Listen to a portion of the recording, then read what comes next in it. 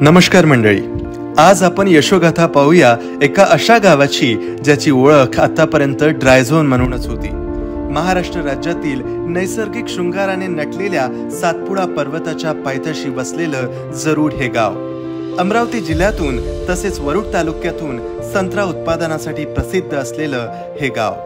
एकेकाळी हे गाव दुष्काळग्रस्त होतं आणि पाण्याचा थेंबही या गावात उरला नव्हता आणि ही परिस्थिती उद्भवली निसर्गाच्या लहरीपणामुळे। दिवसेंदिवस पावसाचं प्रमाण कमी होत गेलं, ज्यामुळे जमिनीतील पाणी पातळी खोल गेली आणि याचे पडसाद म्हणजे शेतकरी संपूर्ण हवालदिल झाला। संत्रा बागा अगदी 50% वर सुकल्या आणि त्यामुळे 10 ते 20 किलोमीटर अंतरावरून पाणी आणून संत्रा बागा वाचवण्याचा प्रयत्न करावा लागला आणि गावचे संपूर्ण आर्थिक बजेट कोलमडले। सततच्या दुष्काळाने गावातील वर्षभर असणारा रोजगार हा 3 ते 4 महिन्यावर आला। शेतकरी आणि तरुण चिंताग्रस्त होता। अखेरीस संत्रा बाग पहिले संत्र्याचं झाड होते, का बरं काढलं तुम्ही? पाण्यामुळे पाणी कमी पडत होतं आम्हाला, त्यामुळे आम्ही संत्र्याचं झाड काढून फेकले। गावकऱ्यांना येऊ 8 वर्षाच्या अगोदर 10 दिवस नळ नव्हते, पाण्याचा दुष्काळ होता व आम्हाला असं वनवन पाण्यासाठी भटकावं लागत होतं। म्हणून तरुण व शेतकरी एकत्र येऊन गाव जलसमृद्ध करण्याचा निश्चय केला गेला आणि येथून सुरू झाली जलस्तर वाढवण्याची खरी कसोटी तसेच अथक प्रयत्न। गावातील नदी, नाले, तलाव यांचा सर्वे करून कामाची यादी तयार केली गेली। त्यात मिळाली अटल भूजल योजनेची साथ। अटल भूजल योजनेच्या माध्यमातून पाण्याची बचत करून त्याचा वापर कसा करायचा यासाठी प्रशिक्षण देऊन संपूर्ण गावात प्रचार केला गेला। यात तरुणांनी उत्साहाने सहभाग घेतला।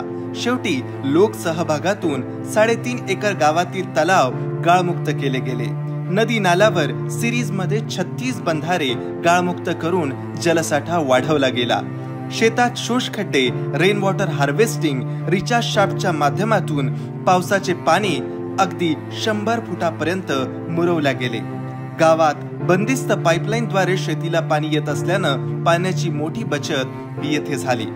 उत्क्रांती शाळेत मुलांना समजण्याकरिता नाविन्यपूर्ण उपक्रम म्हणून शोष विहीर प्रायोगिक तत्वावर घेण्यात आला। त्याचा प्रसार भोवतालच्या 40 गावात झाला आणि तेही सजग होऊ लागले। सरतेशेवटी गावातील परिसरातील जलसाठा वाढीस लागला। ज्या नदी नाल्यात 2 महिने पाणी वाहत होते त्याचा कालावधी वाढून हा अगदी 6 ते 8 महिन्यांपर्यंत गेला। भूजल पातळी 6 मीटर पर्यंत वाढून गाव संपूर्णतः जलसमृद्ध झाले।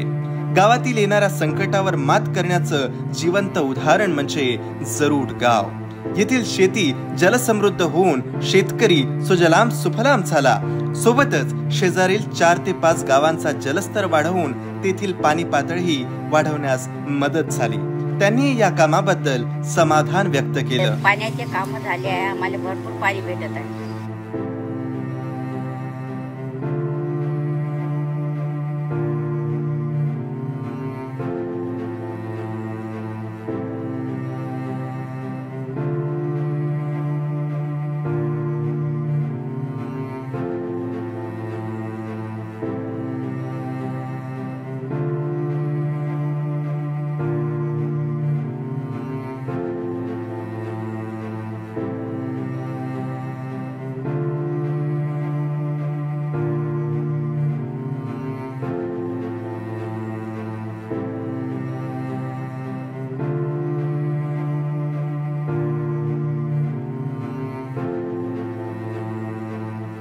जरूड गावासाठी हे यश मान उंचावणारं होतं आणि यासाठी जरूड येथील संपूर्ण ग्रामस्थांनी केंद्र सरकार, महाराष्ट्र शासन, भूजल सर्वेक्षण आणि विकास यंत्रणा अमरावती यांचे आभार मानले।